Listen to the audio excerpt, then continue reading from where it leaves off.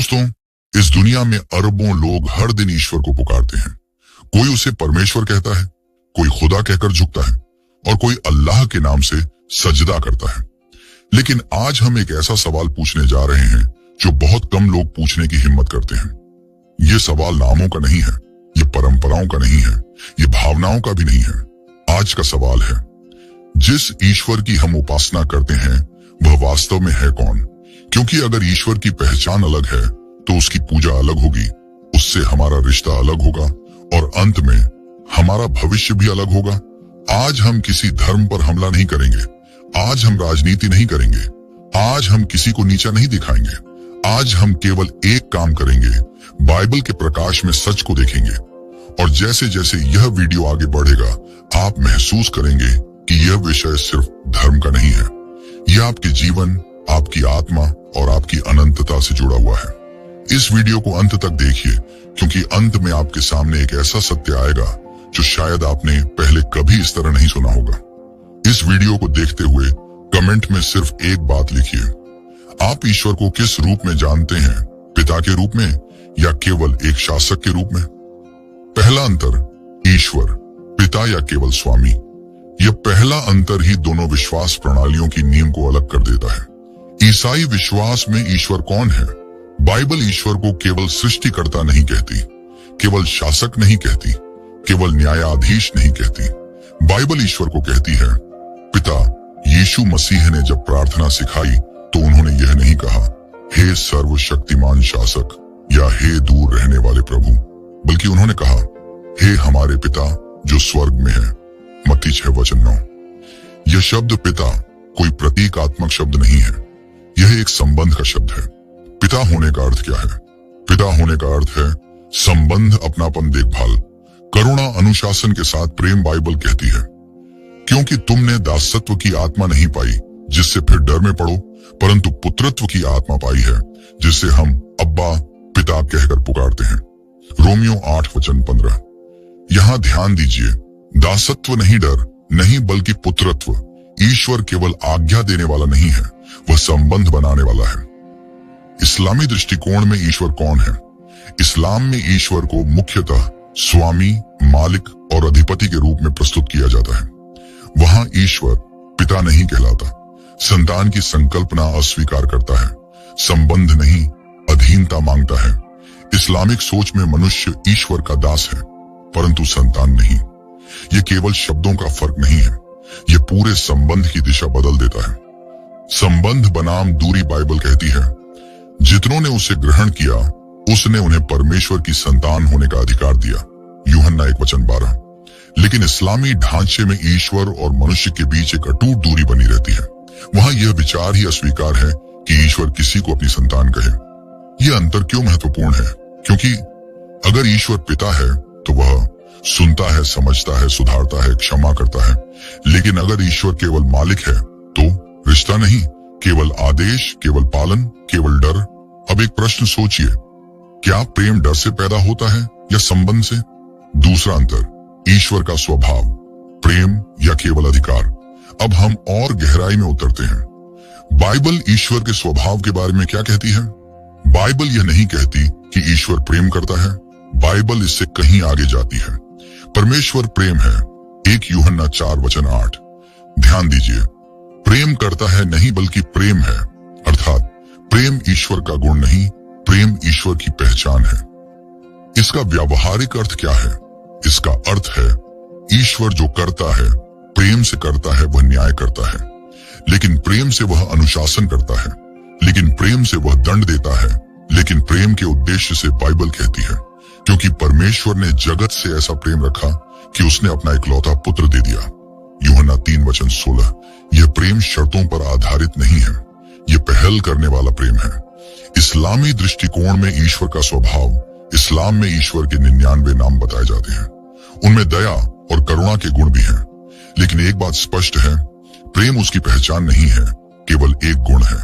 इस्लामी ढांचे में ईश्वर प्रेम करता है, लेकिन किससे? उनसे जो आज्ञाकारी हों। प्रेम सशर्त है, पूर्ण आश्वासन नहीं। डर बनाम प्रेम। बाइबल कहती है, प्रेम में डर नहीं होता, परंतु सिद्ध प्रेम डर को दूर कर देता है। 1 यूहन्ना 4:18। लेकिन जहां उद्धार का भरोसा न हो, संबंध की निश्चितता न हो, वहां डर स्वाभाविक है। यीशु का दृष्टिकोण, यीशु ने कभी अपने चेलों को डर से नहीं चलाया। उन्होंने कहा, अब मैं तुम्हें दास नहीं कहता, क्योंकि दास नहीं जानता कि उसका स्वामी क्या करता है, परंतु मैंने तुम्हें मित्र कहा है। यूहन्ना 15:15। ध्यान दीजिए, दास नहीं, मित्र, यह है बाइबल का ईश्वर। अब इस पहले भाग को एक सरल प्रश्न में समेटते हैं। क्या ईश्वर ऐसा है जो दूरी बनाए रखे, या ऐसा जो हमारे पास आए? क्या वह केवल आदेश देता है या संबंध बनाना चाहता है? क्या वह डर से चलाता है या प्रेम से खींचता है? अगले भाग में हम एक और गहरा प्रश्न पूछेंगे। क्या ईश्वर इंसान के दर्द को समझ सकता है अगर वह कभी इंसान बना ही नहीं? क्या स्वर्ग से दूर बैठा ईश्वर हमारे आंसुओं को महसूस कर सकता है? अब आज हम उस प्रश्न तक आते हैं जो हर दुखी दिल, हर टूटे हुए इंसान और हर खोजने वाली आत्मा के भीतर उठता है। क्या ईश्वर मेरे दर्द को समझ सकता है? क्या वह केवल स्वर्ग से देखता है या कभी धरती पर चला भी है? क्योंकि अगर ईश्वर केवल आदेश देता है लेकिन दर्द नहीं समझता, तो वह न्याय तो कर सकता है पर सहानुभूति नहीं। और यहीं से ईसाई विश्वास और इस्लामी सोच दो बिल्कुल अलग दिशाओं में चली जाती है। तीसरा अंतर, ईश्वर का मनुष्य के पास आना, देह धारण बनाम पूर्ण दूरी। यह अंतर केवल धार्मिक नहीं है, यह अस्तित्वगत है। बाइबल क्या कहती है? बाइबल एक ऐसा दावा करती है जो दुनिया के किसी भी धर्म में अपने आप में अनोखा है। और वचन देहधारी हुआ और हमारे बीच में रहा। यूहन्ना 1:14। यह एक साधारण पंक्ति नहीं है, यह एक क्रांतिकारी घोषणा है। इसका अर्थ है, परमेश्वर ने दूर से आदेश नहीं दिए, उसने स्वर्ग से केवल नियम नहीं भेजे, उसने खुद को मनुष्य के रूप में प्रकट किया। यीशु मसीह कौन है? ईसाई विश्वास के अनुसार यीशु केवल नबी नहीं, केवल शिक्षक नहीं, केवल सुधारक नहीं, वह है परमेश्वर स्वयं मनुष्य के रूप में। बाइबल कहती है, क्योंकि हम ऐसे महायाजक नहीं जो हमारी निर्बलताओं में हमारे साथ दुखी न हो सके, बल्कि वह सब बातों में हमारी नाई पर खा गया। इब्रानियों 4:15। ध्यान दीजिए, उसने भूख महसूस की, उसने आंसू बहाए, उसने धोखा सहा, उसने पीड़ा झेली। इस्लामी दृष्टिकोण, ईश्वर कभी मनुष्य नहीं बन सकता। इस्लाम में यह धारणा पूरी तरह अस्वीकार है। ईश्वर मनुष्य नहीं बन सकता। ईश्वर को दर्द नहीं होता। ईश्वर सृष्टि से 15 ऊपर और अलग है। वहां ईश्वर देखता है, जानता है, लेकिन अनुभव नहीं करता। यह अंतर इतना महत्वपूर्ण क्यों है? एक पल रुककर सोचिए, अगर कोई डॉक्टर कभी बीमारी से गुजरा ही ना हो तो वह इलाज तो कर सकता है, लेकिन मरीज का दर्द पूरी तरह नहीं समझ सकता। लेकिन जो डॉक्टर खुद उस दर्द से गुजरा हो, उसकी संवेदना अलग होती है। अब प्रश्न यह है, क्या ईश्वर केवल जानने वाला है या महसूस करने वाला भी? यीशु का रोना, ईश्वर का रोना बाइबल में एक छोटा सा वाक्य है, यीशु रोया। यूहन्ना 11:35। यह सबसे छोटा पद है लेकिन सबसे गहरा। परमेश्वर रोया, दुख में खड़ा रहा, मृत्यु के सामने आंसू बहाए। यह कोई दूर का ईश्वर नहीं है। दूरी बनाम निकटता, इस्लामी ढांचे में ईश्वर ऊपर है, मनुष्य नीचे है, बीच में दूरी है। ईसाई विश्वास में परमेश्वर हमारे बीच आया, उसने केवल बुलाया नहीं, वह खुद चला आया। चौथा अंतर, ईश्वर इंसान को जानता है या केवल आंकता है। अब हम संबंध की ओर गहरी परत में जाते हैं। क्या ईश्वर केवल कर्म देखता है? अगर ईश्वर केवल कर्म देखे तो दिल की पीड़ा का क्या, टूटे हुए मन का क्या, मजबूरी में किए गए निर्णयों का क्या? बाइबल का उत्तर, बाइबल कहती है, मनुष्य तो ऊपर का रूप देखता है, परंतु यहोवा मन को देखता है। 1 शमूएल 16:7। परमेश्वर कर्म ही नहीं, उद्देश्य भी देखता है, परिस्थिति भी जानता है, दिल की दशा भी समझता है।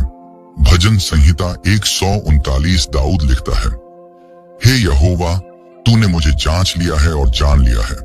वह आगे कहता है, मेरे उठने बैठने को जानता है, मेरे विचारों को दूर से समझता है, मेरे शब्द आने से पहले पहचानता है।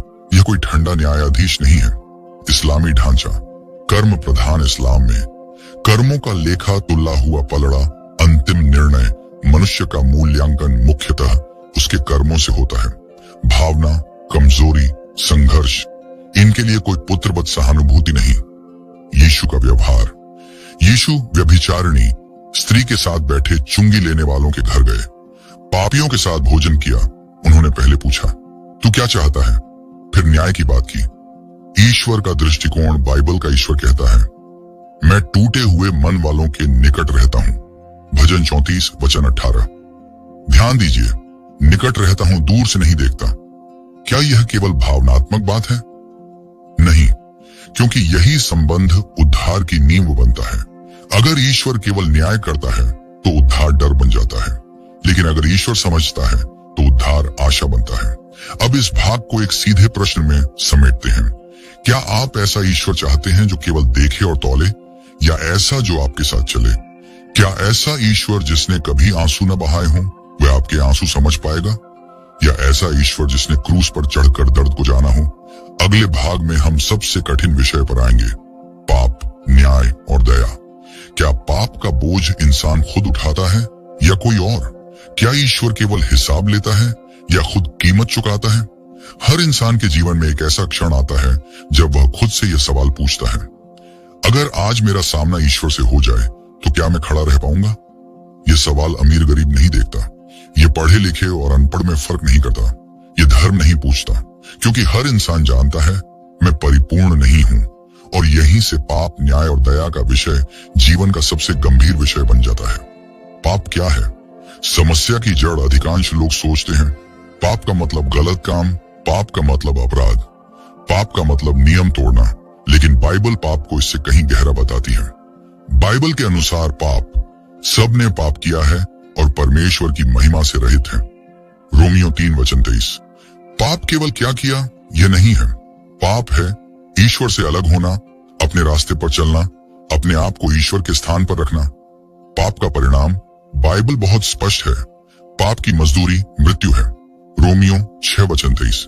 ध्यान दीजिए, मजदूरी यानी पाप का भुगतान तय है।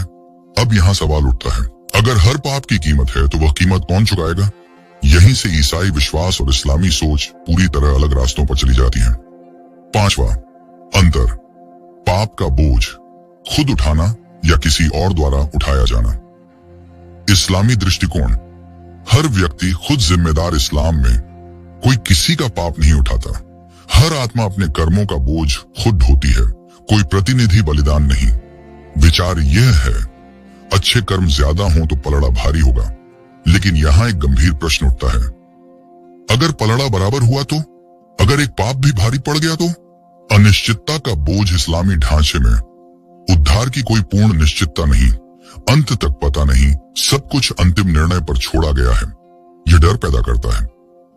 बाइबल का उत्तर, पाप का बोझ किसी और ने उठाया।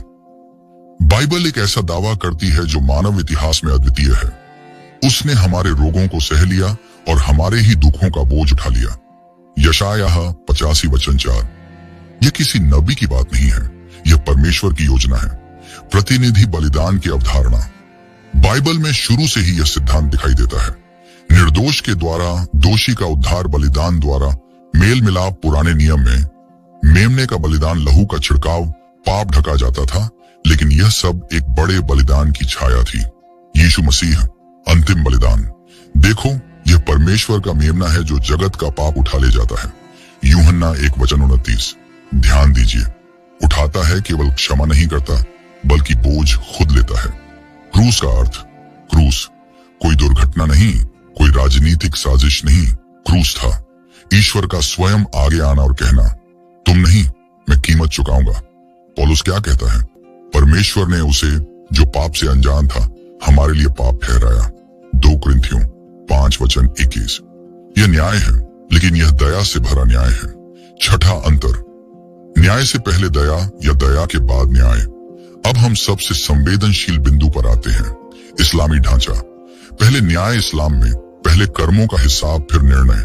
दया ईश्वर की इच्छा पर निर्भर, लेकिन कोई निश्चित आश्वासन नहीं। बाइबल का दृष्टिकोण, न्याय और दया का मिलन। बाइबल में न्याय और दया अलग अलग नहीं है, वे मिलते हैं। जिस क्रूस पर क्या हुआ? पाप की सजा दी गई, लेकिन पापी पर नहीं, बलिदान पर न्याय हुआ और दया बह निकली। भजनकार कहता है, करुणा और सच्चाई आपस में मिल गई हैं, धर्म और शांति ने एक दूसरे को चूमा है। भजन 80 वचन 10। यह किसी और जगह नहीं हुआ, यह केवल क्रूस पर हुआ। अगर दया बिना न्याय हो तो ईश्वर न्याय नहीं रहेगा, अगर न्याय बिना दया हो तो कोई भी बच नहीं पाएगा। क्रूस दोनों को संतुलित करता है। आश्वासन का प्रश्न बाइबल कहती है, इसलिए अब जो मसीह यीशु में है उन पर दंड की आज्ञा नहीं। रोमियो 8:1। यह वाक्य डर को तोड़ देता है। इस्लामी सोच में यह वाक्य नहीं है। वहां अंत तक अनिश्चितता, डर के साथ भक्ति कर्मों पर आधारित आशा। यीशु का निमंत्रण यीशु ने कभी नहीं कहा, कड़ी मेहनत करो शायद स्वीकार हो जाओ। उन्होंने कहा, हे सब परिश्रम करने वालों और बोझ से दबे हुओं, मेरे पास आओ, मैं तुम्हें विश्राम दूंगा। मत्ती 11:28। यह किससे विश्राम देता है? डर से थके हुए मन को, पाप के बोझ से दबे दिल को, अनिश्चितता से जूझती आत्मा को। अब इस पूरे भाग को एक ईमानदार प्रश्न में समेटते हैं। क्या आप ऐसा ईश्वर चाहते हैं जो कहे खुद संभालो, या ऐसा जो कहे मैं संभाल लूंगा? क्या आप ऐसा रास्ता चाहते हैं जहां अंत तक डर बना रहे, या ऐसा जहां शांति भी मिल जाए? अगले भाग में हम इस प्रश्न पर आएंगे, उद्धार मिलता कैसे है? क्या मेहनत से या कृपा से? क्या इंसान ऊपर चढ़ता है या परमेश्वर नीचे उतरता है? अगर आज आप किसी भी धर्म, किसी भी देश, किसी भी संस्कृति के लोगों से पूछें आप स्वर्ग कैसे पहुंचेंगे, तो उत्तर अलग अलग होंगे। कोई कहेगा मैंने किसी का बुरा नहीं किया, कोई कहेगा मैंने बहुत मेहनत की है, कोई कहेगा मैं सही धर्म में पैदा हुआ हूं। लेकिन बाइबल इस प्रश्न को और गहराई से पूछती है, क्या इंसान अपने प्रयास से ईश्वर तक पहुंच सकता है, या क्या ईश्वर को खुद इंसान तक आना पड़ा? यहीं से उद्धार का मार्ग दो बिल्कुल अलग दिशाओं में बढ़ जाता है। उद्धार का अर्थ क्या है? अधिकांश लोग उद्धार को केवल मरने के बाद की बात समझते हैं, लेकिन बाइबल में उद्धार का अर्थ है ईश्वर से टूटा हुआ संबंध बहाल होना, पाप के दोष से मुक्ति, आत्मा की शांति और अनंत जीवन की आशा। यह केवल भविष्य नहीं, वर्तमान की वास्तविकता है। 7वां अंतर, उद्धार अनुग्रह से या कर्मों से। यह अंतर सिर्फ धार्मिक मतभेद नहीं है, यह इंसान के पूरे जीवन दृष्टिकोण को बदल देता है। इस्लामी दृष्टिकोण, कर्मों का मार्ग इस्लामी सोच में उद्धार कर्मों से जुड़ा है। अच्छे कामों का पलड़ा भारी होना चाहिए।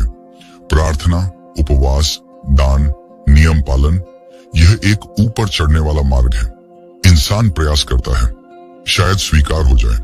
कर्म आधारित मार्ग की समस्या। अब यहाँ एक ईमानदार सवाल उठता है, कितने अच्छे कर्म काफी होंगे? 100, 1000, जीवन भर के? और अगर अंत में एक गलती भारी पड़ गई तो? नियत पर प्रश्न उठ गया तो? यह मार्ग कभी पूर्ण शांति नहीं देता। बाइबल का उत्तर, अनुग्रह का मार्ग। बाइबल बहुत स्पष्ट शब्दों में कहती है, क्योंकि तुम अनुग्रह से विश्वास के द्वारा उद्धार पाए हो, और यह तुम्हारी ओर से नहीं। स्पष्ट शब्दों में कहती है, क्योंकि तुम अनुग्रह से विश्वास के द्वारा उद्धार पाए हो, और यह तुम्हारी ओर से नहीं, परंतु परमेश्वर का दान है, और कर्मों के कारण नहीं, ऐसा न हो कि कोई घमंड करे। इफिसियों 2:8-9। ध्यान दीजिए, अनुग्रह दान कर्मों से नहीं। अनुग्रह का अर्थ है जो तुम कमा नहीं सकते, वह तुम्हें दिया गया। यह योग्यता पर नहीं, प्रेम पर आधारित है। क्यों कर्म उद्धार नहीं दे सकते? बाइबल कहती है, यदि धर्म व्यवस्था के द्वारा मिलता तो मसीह का मरना व्यर्थ होता। गलातियों 2:21। अगर इंसान खुद पर्याप्त अच्छा हो सकता तो क्रूस की कोई जरूरत नहीं थी। यीशु का दृष्टांत, यीशु ने 2 लोगों की कहानी सुनाई, एक फरीसी, एक चुंगी लेने वाला।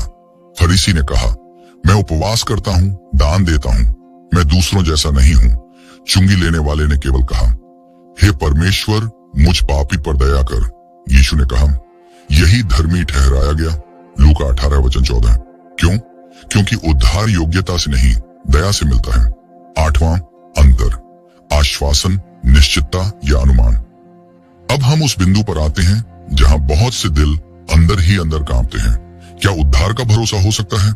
इस्लामी ढांचे में अंतिम निर्णय, अल्लाह की इच्छा पर कोई पूर्ण निश्चितता नहीं, जीवन भर प्रयास, लेकिन अंत अज्ञात। यह एक अनुमान का विश्वास है।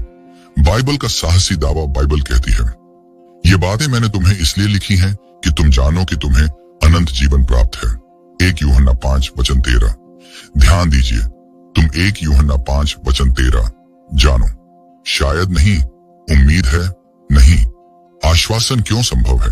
क्योंकि उद्धार हमारे काम पर आधारित नहीं, मसीह के काम पर आधारित है। अगर मेरा उद्धार मेरे प्रदर्शन पर होता तो मैं कभी निश्चिंत नहीं हो पाता, लेकिन अगर वह उसके पूर्ण कार्य पर आधारित है तो शांति संभव है। यीशु का वचन, मेरी भेड़ें मेरा शब्द सुनती हैं, मैं उन्हें जानता हूं और वे मेरे पीछे चलती हैं। मैं उन्हें अनंत जीवन देता हूं और वे कभी नाश न होंगी। यूहन्ना 10 वचन 27 से 28। ध्यान दीजिए, मैं देता हूं, वे कभी नाश न होंगी। डर बनाम विश्राम कर्म आधारित मार्ग। डर पैदा करता है, तुलना सिखाता है, आत्मिक थकावट लाता है। अनुग्रह आधारित मार्ग विश्राम देता है, कृतज्ञता जगाता है, प्रेम से आज्ञाकारिता सिखाता है। क्या अनुग्रह पाप की छूट देता है? यह सवाल अक्सर पूछा जाता है। बाइबल का उत्तर स्पष्ट है, कदापि नहीं। रोमियो 6 वचन 2। अनुग्रह पाप की अनुमति नहीं, बल्कि पाप से शक्ति देता है। जब इंसान जानता है कि वह प्रेम में स्वीकार किया गया है, तो वह प्रेम को ठुकराना नहीं चाहता। एक सरल उदाहरण मान लीजिए, एक बच्चा अपने पिता के घर में रहता है। वह अच्छा करता है तो भी बेटा है, वह गलती करता है तो भी बेटा है। लेकिन एक नौकर हर दिन साबित करता है, हर दिन डर में रहता है। प्रश्न यह है, ईश्वर के राज्य में आप बेटा बनकर रहना चाहते हैं या नौकर बनकर? अब इस पूरे भाग को एक सीधी बात में समेटते हैं। कर्म कहता है और कोशिश करो। अनुग्रह कहता है मैंने पूरा कर दिया। कर्म कहता है शायद तुम योग्य हो जाओ। अनुग्रह कहता है तुम स्वीकार किए गए हो। अगले भाग में हम एक बहुत संवेदनशील प्रश्न उठाएंगे, ईश्वर कैसे बोलता है? ईश्वर ने स्वयं को प्रकट कैसे किया? क्योंकि अगर हम यह न जाने कि ईश्वर कैसे बोलता है, तो हम यह भी नहीं जान पाएंगे कि किस पर भरोसा करें, किसे सत्य माने और किस मार्ग पर चले। आज का विषय है प्रकाशन, यानी ईश्वर का स्वयं को प्रकट करना। प्रकाशन का अर्थ क्या है? प्रकाशन का अर्थ है वह तरीका जिससे ईश्वर अपने स्वभाव, इच्छा और सत्य को मनुष्य पर प्रकट करता है। हर धर्म दावा करता है कि उसके पास सत्य है, लेकिन प्रश्न यह नहीं है कौन दावा करता है। प्रश्न यह है कौन सा प्रकाशन स्वयं ईश्वर के स्वभाव से मेल खाता है। 9वां अंतर, ईश्वर का वचन जीवित और सक्रिय या बंद और अंतिम। यह अंतर सिर्फ किताबों का नहीं है, यह जीवन और आत्मा का अंतर है। बाइबल का दृष्टिकोण, जीवित वचन। बाइबल स्वयं अपने बारे में यह दावा करती है क्योंकि परमेश्वर का वचन जीवित और प्रबल है। इब्रानियों 4 वचन 12। ध्यान दीजिए, जीवित प्रबल। सक्रिय यह कोई पुरानी आवाज नहीं है जो केवल अतीत में बोली थी, यह आज भी बोलती है। जीवित वचन का अर्थ, जब बाइबल कहती है कि वचन जीवित है, तो इसका अर्थ है वह आज भी दिलों से बात करता है, वह आज भी बदलता है, वह आज भी दिशा देता है, वह आज भी सांत्वना देता है। यीशु ने कहा, मनुष्य केवल रोटी से नहीं परंतु हर एक वचन से जो परमेश्वर के मुंह से निकलता है। मत्ती 4 वचन 4। ध्यान दीजिए, निकलता है, निकला था नहीं। वचन और संबंध। बाइबल में वचन केवल आदेश नहीं है, वचन संवाद है, आमंत्रण है, सुधार है, प्रेम है। यही कारण है कि बाइबल पढ़ने वाला व्यक्ति अकेला महसूस नहीं करता। इस्लामी दृष्टिकोण, अंतिम और बंद प्रकाशन। इस्लामी सोच में कुरान अंतिम प्रकाशन है, उसके बाद कोई नया प्रकाश नहीं, कोई विकास नहीं, कोई निरंतर संवाद नहीं। वहां वचन पढ़ा जाता है, याद किया जाता है, पालन किया जाता है, लेकिन वह संवाद नहीं करता, केवल आदेश देता है। आदेश बनाम आवाज। एक पिता केवल नियम नहीं देता, वह बात भी करता है। एक राजा आदेश देता है। अब प्रश्न यह है, ईश्वर पिता की तरह बोलता है या राजा की तरह आदेश देता है? यीशु की आवाज। यीशु ने कहा, मेरी भेड़ें मेरी आवाज पहचानती हैं। यूहन्ना 10 वचन 27। ध्यान दीजिए, आवाज केवल नियम नहीं। 10वां अंतर, भविष्यवाणी और पूर्ति। क्या ईश्वर समय के पार बोलता है? अब हम सत्य की कसौटी पर आते हैं। भविष्यवाणी क्यों महत्वपूर्ण है? क्योंकि मनुष्य भविष्य नहीं जानता। झूठा भविष्यवक्ता अनुमान लगाता है, लेकिन सच्चा ईश्वर भविष्य को प्रकट करता है। बाइबल में ईश्वर कहता है, आने वाली बातें बताओ ताकि हम जाने कि तुम ईश्वर हो। यशायाह 40:1 वचन 23। बाइबल की भविष्यवाणियां। बाइबल में मसीह के जन्म की भविष्यवाणी, जन्म स्थान की भविष्यवाणी, मृत्यु के तरीके की भविष्यवाणी, पुनरुत्थान की भविष्यवाणी, ये सब यीशु मसीह में पूरी हुई। उदाहरण, वह हमारे अपराधों के कारण घायल किया गया। यशायाह 51। यह लिखा गया यीशु से सैकड़ों साल पहले। भविष्यवाणी का उद्देश्य भविष्यवाणी जादू नहीं, रहस्य नहीं, भविष्यवाणी है। ईश्वर का हस्ताक्षर, यह बताने के लिए कि यह मनुष्य की रचना नहीं। इस्लामी ढांचे में भविष्यवाणी, इस्लाम में भविष्यवाणी की लंबी बाइबलीय श्रृंखला नहीं, कोई सैकड़ों साल पहले लिखा हुआ पूरा होने का रिकॉर्ड नहीं। वहां विश्वास ऐतिहासिक पूर्ति पर नहीं, स्वीकृति पर आधारित है। यीशु स्वयं भविष्यवक्ता नहीं, पूर्ति है। यीशु ने कहा, मैं व्यवस्था या भविष्यवक्ताओं को लोप करने नहीं, परंतु पूरा करने आया हूं। मत्ती 5:17। ध्यान दीजिए, पूरा करने आया हूं। समय के पार बोलने वाला ईश्वर अगर ईश्वर अतीत जानता है, वर्तमान देखता है, भविष्य घोषित करता है, तो उसका वचन स्थिर नहीं बल्कि कालातीत है। सत्य बदलता है या प्रकट होता है। अब एक बहुत महत्वपूर्ण प्रश्न, क्या सत्य समय के साथ बदलता है या क्या वह धीरे धीरे प्रकट होता है? बाइबल का उत्तर, यीशु ने कहा, मैं मार्ग, सत्य और जीवन हूं। यूहन्ना 14:4। ध्यान दीजिए, सत्य कोई किताब नहीं, सत्य कोई नियम नहीं, सत्य एक व्यक्ति है। व्यक्ति और सत्य किताब बदली जा सकती है, नियम बदले जा सकते हैं, लेकिन एक जीवित व्यक्ति संबंध बनाता है, साथ चलता है, मार्ग दिखाता है। इस्लामी दृष्टिकोण में सत्य एक संहिता है, आदेशों का समूह है, पालन करना लक्ष्य है, लेकिन सत्य आपसे बात नहीं करता, आपके साथ नहीं चलता। यीशु और यीशु शिष्यों के साथ चला, सवालों के उत्तर दिए, संदेह में धैर्य रखा। उन्होंने कभी नहीं कहा बस मान लो, उन्होंने कहा आओ और देखो। अब इस पूरे भाग को एक सच्चे प्रश्न में समेटते हैं। क्या आप ऐसा सत्य चाहते हैं जो केवल आदेश दे, या ऐसा जो आपके साथ चले? क्या आप ऐसा वचन चाहते हैं जो केवल पढ़ा जाए, या ऐसा जो आपको पढ़ ले? क्या आप ऐसा ईश्वर चाहते हैं जो कभी बोला था, या ऐसा जो आज भी बोलता है? अब हम सबसे निर्णायक और सबसे संवेदनशील विषय पर पहुंच रहे हैं, ईश्वर का अंतिम चेहरा। क्या ईश्वर का पुत्र है? क्या यीशु केवल नबी थे या स्वयं परमेश्वर? और अंत में ईश्वर चाहता क्या है, डर या प्रेम? भाग 6 पूरी श्रृंखला का सबसे शक्तिशाली भाग होगा। अब हम उस प्रश्न पर आते हैं जिस पर सब कुछ आकर रुक जाता है। आखिर में ईश्वर वास्तव में है कौन, और वह इंसान से चाहता क्या है? क्योंकि अगर हम यह नहीं समझ पाए तो सारी धार्मिक चर्चा सिर्फ शब्द बनकर रह जाएगी। अंतर संख्या 11, यीशु मसीह की पहचान, परमेश्वर का पुत्र या केवल एक नबी? यह अंतर सबसे विवादास्पद भी है और सबसे निर्णायक भी। यीशु ने स्वयं अपने बारे में क्या कहा? यीशु ने कभी यह नहीं कहा, मैं केवल एक शिक्षक हूं या मैं केवल एक सुधारक हूं। उन्होंने कहा, मैं और पिता एक हैं। यूहन्ना 10:30। उन्होंने यह भी कहा, जिसने मुझे देखा है उसने पिता को देखा है। यूहन्ना 14:9। ये शब्द किसी साधारण नबी के नहीं हो सकते।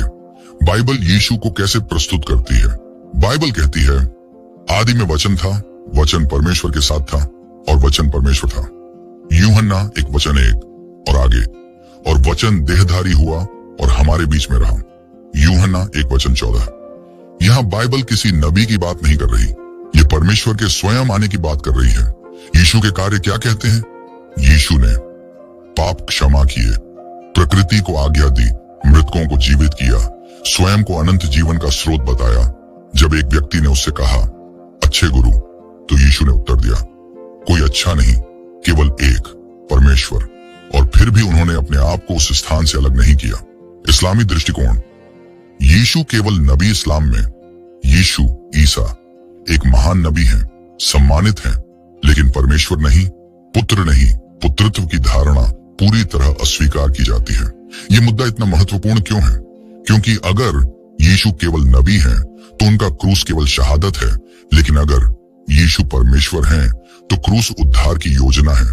यह फर्क सिर्फ पहचान का नहीं, उद्धार की प्रकृति का है। यीशु का पुनरुत्थान, यीशु ने केवल मरा नहीं, उन्होंने कहा, मैं अपना प्राण देता हूं और फिर उसे ले भी लेता हूं। यूहन्ना 10:18। बाइबल गवाही देती है, वह तीसरे दिन जी उठा।